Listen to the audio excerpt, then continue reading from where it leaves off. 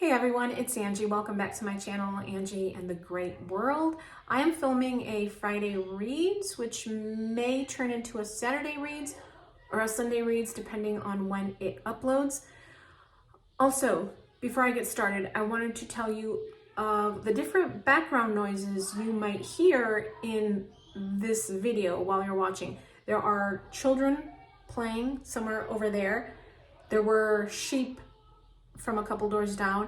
There are motorcycles, tractors, horses, cars, birds, and there is also a puppy right outside my window who has been alternating between his squeaky chew toy and a metal food bowl. So you're gonna hear all kinds of noises, which I apologize for, but those are the conditions I am filming in. All right, so I am going to film a spring wrap-up in a couple of weeks, and I'll mention these two titles briefly then, but I felt like these two books deserved their own video because they were both thoroughly interesting, entertaining, and I highly recommend both of these titles if you're looking for some good nonfiction. Okay, the first book that I wanted to briefly mention is The Radium Girls by Kate Moss.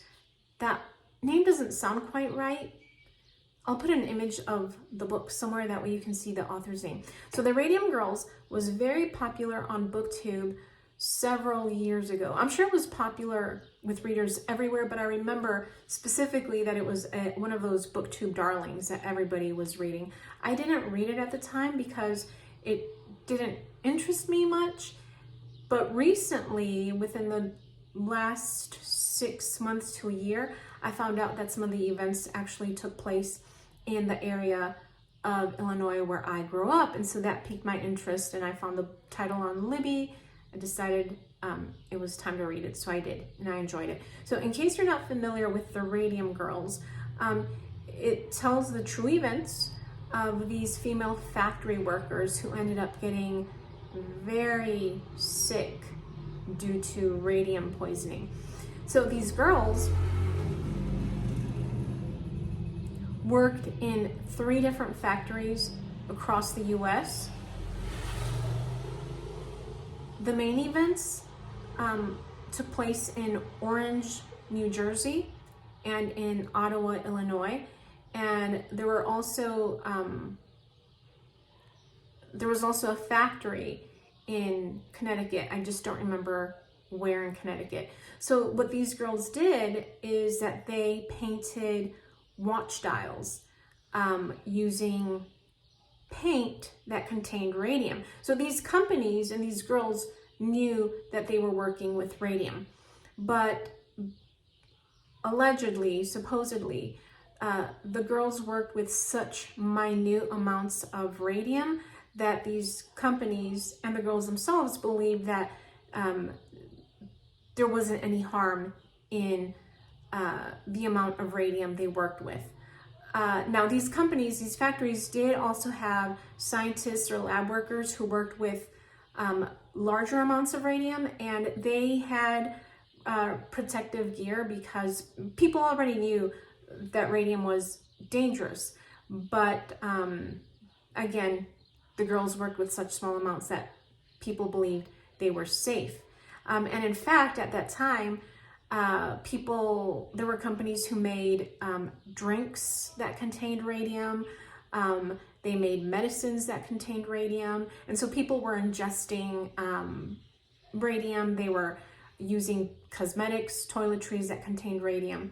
And so anyways, these girls painted these watch dials, and they used a method that was called lip dip paint, where they would take the paint brushes that they used and they would use their tongues to moisten,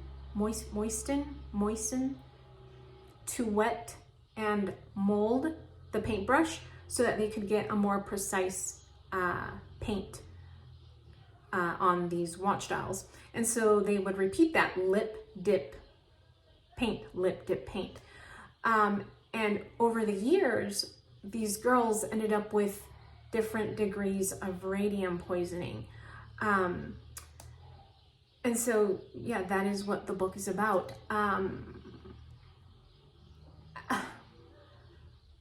I think the author did a really great job of being respectful of the girls and their families and still presenting the information in a very interesting and entertaining way. I zipped through the book. I think I finished it in 2, maybe 3 days. If you read the book, you will. There are a couple of really heartbreaking moments where you are just going to cry, and then there are moments that make you angry, especially when you find out. There's one part where one of the companies outright lied to these girls about their health and the effects of radium. So you're going to feel all kinds of emotions, but I highly, highly recommend The Radium Girls if you have not read it.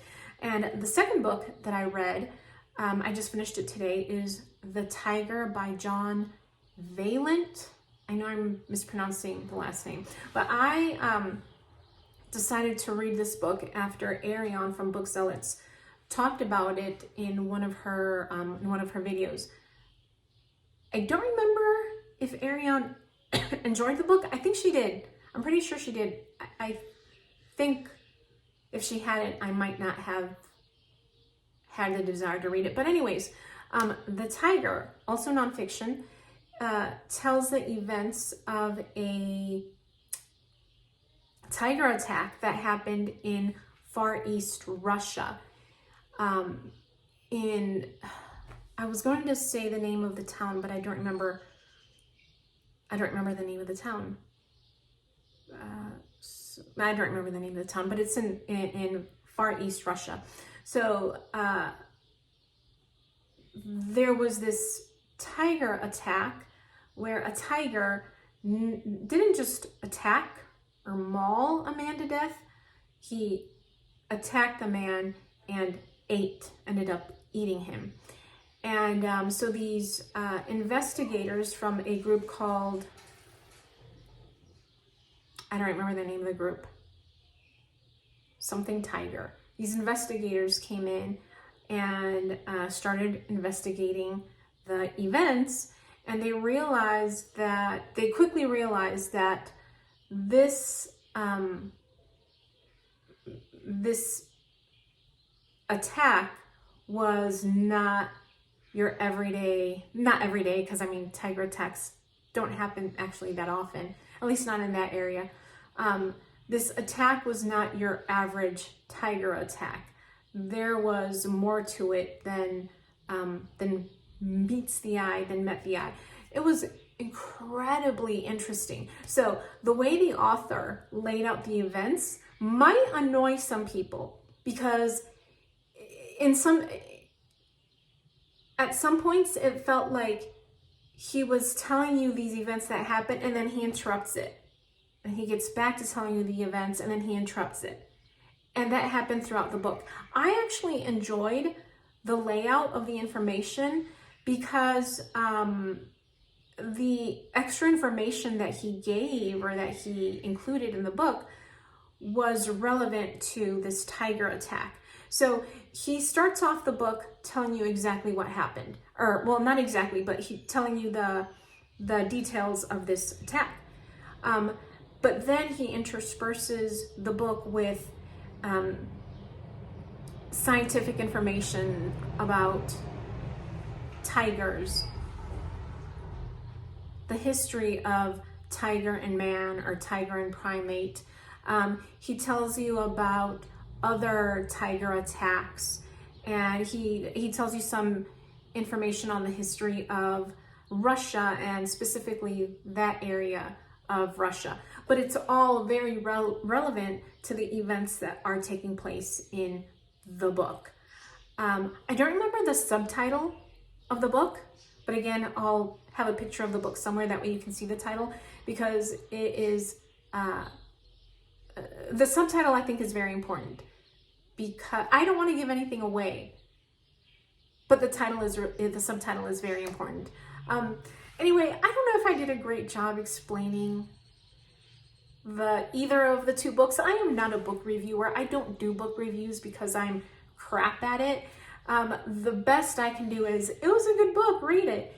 And that's what I'm saying about these two books. They were great books. Read them if you haven't. Like I said, if you're looking for nonfiction that is exhilarating, entertaining, interesting, and that reads like a story, that reads like fiction, you need to check these two books out. They were awesome.